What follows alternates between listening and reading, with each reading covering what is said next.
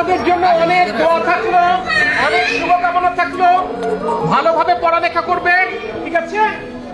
ভালোভাবে পড়ালেখা করে অনেক বড় হতে হবে, ডাক্তার হতে হবে, ইঞ্জিনিয়ার হতে হবে। ভালোভাবে পড়ালেখা করবে।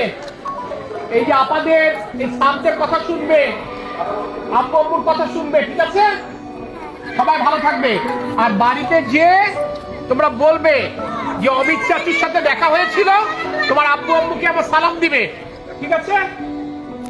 ভালো থাকবে।